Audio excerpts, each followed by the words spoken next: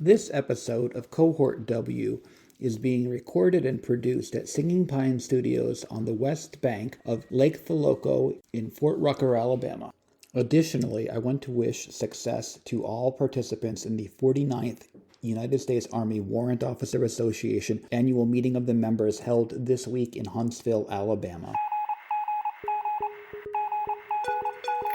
Cohort W. Welcome to another Cohort W podcast episode, bringing you inspiring and educational interviews with today's most exciting and enterprising young warrant officer leaders. Each episode is dedicated to exploring real-life leadership in the warrant officer cohort and tackling the problems faced in large-scale combat operations and multi-domain operations. And now, here's your host. Hello. In today's episode, my incredibly excellent guest shares some personal and professional experiences as an air defense artillery warrant officer. Then we will examine how those experiences contribute to meeting doctrinal requirements for air defense artillery. All Cohort W guests were recommended by senior warrant officers in their branch. Today, I am joined by Air Defense Artillery Warrant Officer, Chief Warrant Officer 3, Christopher Cronen. Thanks so much for your time today, Christopher. Can you share with the audience a little bit about yourself, please?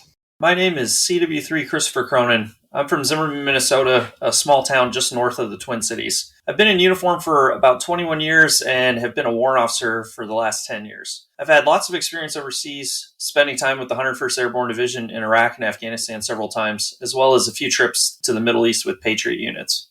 Can you share with the audience your MOS title, and your duty position, please? I'm a 140 Alpha Command and Control Systems Integrator by trade, which focuses on integrating air defense early warning and C2 systems. Currently, however, I am a course manager and instructor within the 140 Alpha Warrant Officer Education System, where I instruct the ADA course, the Air Defense Airspace Management Brigade Aviation Element course, which instructs brigade tactical air-ground operations and airspace management planning and execution.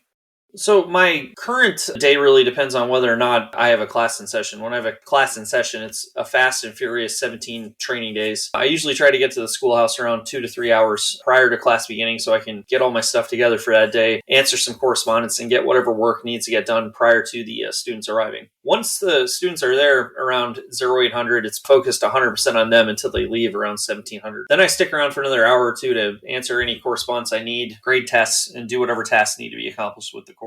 When the class is not in session, it's a little more relaxed, but that's my time to catch up on whatever inevitably kind of falls by the wayside whenever class is in session. So one big thing that I like to do is check the Army Publishing Directorate to see what new manuals have come out. Anything related to aviation, maneuver, air defense artillery, or field artillery needs to be read and understood so we can adjust our training material to meet what is currently being taught. Being in charge of a functional course that teaches and trains everyone from private E2 to major means that I have to stay 100% on top of what the current threat and operational environment looks like. Another thing I like to do when class is not in session is correspond with the combat training centers like NTC or JRTC and see what trends or observations they can share so I can better prepare my students.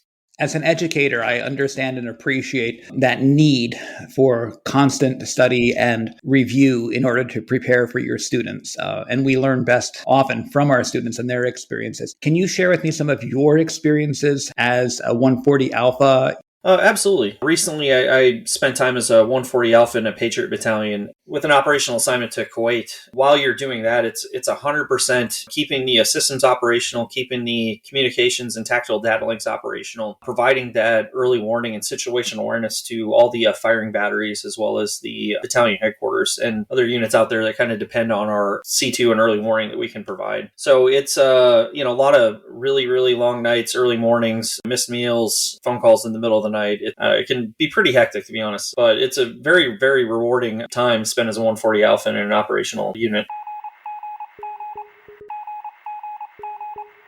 That description of some of those things that you do feeds perfectly into the next question. Can you talk to the audience about how the work of a 140 Alpha supports, or which doctrinal warfighting functions it supports, please? So the course I instruct right now, the ADA course, teaches tactical air ground operations, and that's basically training students on how to accommodate airspace users from all warfighting functions. So every warfighting function needs access to airspace to do their job. Maneuver has attack aviation, fires has surface-to-surface munitions and surface-to-air defense engagements. Sustainment has aircraft conducting resupply or medevac. Intelligence has unmanned systems. So when units don't know or understand how to utilize the Army air ground system or how to plan or manage airspace, they're basically denying their commanders the ability to utilize a lot of the organic equipment that comes from all warfighting functions. So commanders not being able to synchronize or integrate these disparate capabilities, air defense artillery, field artillery, UAS, attack aviation, into their formation, it's basically denying a huge advantage and could potentially cede the fight to the enemy. So going along with all that is the requirement to integrate those C2 systems from across multiple branches and warfighting functions. That's where the 140 Alpha comes in. We possess many tactical data systems at the brigade level that need to be utilized correctly to provide the commander and the rest of the brigade staff as much situational awareness as we can possibly give them. Brilliant. Very informative. Thank you. Can you talk to me about how that fits into multi-domain operations, please? When it comes to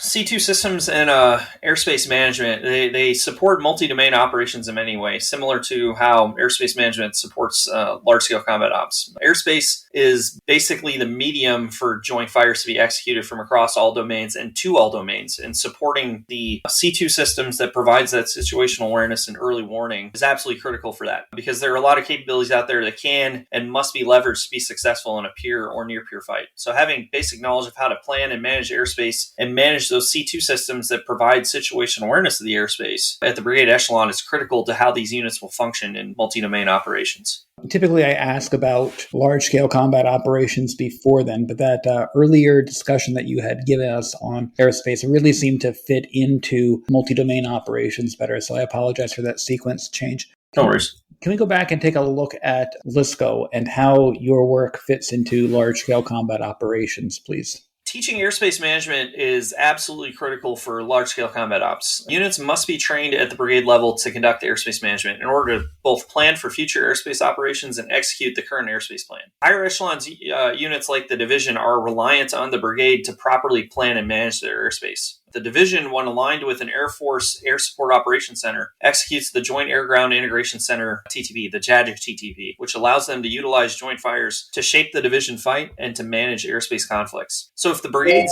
don't plan their airspace correctly and it leads to a lot of airspace conflicts, that's actively detracting from the division's capability to utilize joint fires to shape the division fight, because now they're fixing all of the brigade's problems that they couldn't plan accordingly. So that detracts immensely from large-scale combat ops. Training units on proper airspace management and the C2 systems that support visualizing and understanding what is going on in the airspace 100% supports large-scale combat operations. From an air defense perspective, minus the airspace concerns, the threat's development of hypersonic long-range ballistic missiles is something that is very concerning for air defense. Identifying the threat, developing the requirements and capabilities to combat that threat will be a cornerstone of successful large-scale combat operations in the future from an air defense perspective. Sure, and that is a very big challenge to imagine, both the speed and the potential impact of those hypersonic weapons. So thank you very much for sharing that. Much success to you and Army developers in the future on that big work, and I'm sure you're going to be a big factor in that.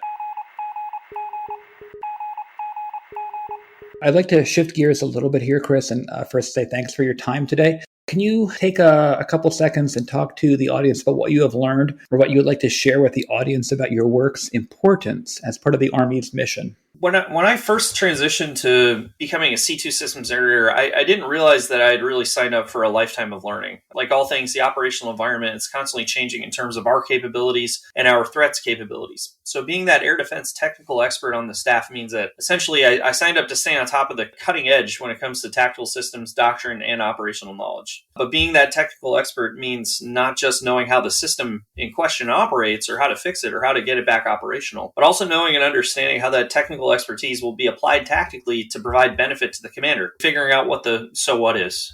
Additionally, I think that will be a good bit of wisdom to share or to remind ourselves here when I think about this next question. What would you say to a warrant officer who just graduated candidate school about your branch? Or what would you say to just a brand new warrant officer in general? To that air defense warrant officer that's coming over, whether they're a 140 Alpha, 140 Kilo, or 140 Lima, I would tell them get ready. There are many new and exciting changes coming down. Air defense weapon systems are modernizing and getting better at integrating. There's new C2 systems and new communication methods being fielded and integrated. New weapon capabilities are being fielded, like maneuver SHORAD. And Army air defense is in high demand everywhere, from the maneuver divisions to the joint multinational force. Everywhere I go, when I'm talking to maneuver commanders, joint multinational commanders, they can't stress how much air defense is needed out in the force. The enemy UAS threat, the long-range precision munition threat. When you look at what our enemy in LSCO will possess in terms of capability, like attack aviation, unmanned platforms, rockets, and artillery, being able to provide a unique protection function and capability to the Army and the rest of the joint force will mean that air defense has a huge role to play going forward. And the 140 Alpha Command and Control Systems Integrator in particular has a huge role in integrating those efforts. To warrant officers that are not air defense, a lot of those same kind of messages kind of apply, because the Army is modernizing in huge ways, and the warrant officers in general providing that tactical and technical expertise in integrating all those capabilities. We're going to be in huge demand, definitely for the foreseeable future. Agreed. Thank you very much for that time and that clear, distinct guidance of get ready. That is applicable across the board for young and seasoned warrant officers. Change is coming, and you have been a great articulator of some of those changes that are on the future horizon for us. So it's great to hear warrant officers talk doctrine. Thank you so much for your time today, Christopher, and sharing the work of warrant officers in your branch and how that contributes to meeting doctrinal requirements for air defense artillery. Absolutely. Thank you, sir, for your time. Have a great day. Cohort W. On behalf of the Warrant Officer Historical Foundation, thank you to today's guest for your insights on the future of warfare and the importance of the warrant officer to that fight. Please visit warrantofficerhistory.org to learn more about how you can help support the foundation and programs like this. Special thanks to our theme music composer, Josh DeStefano. Visit joshdestefano.com to hear more of his outstanding works.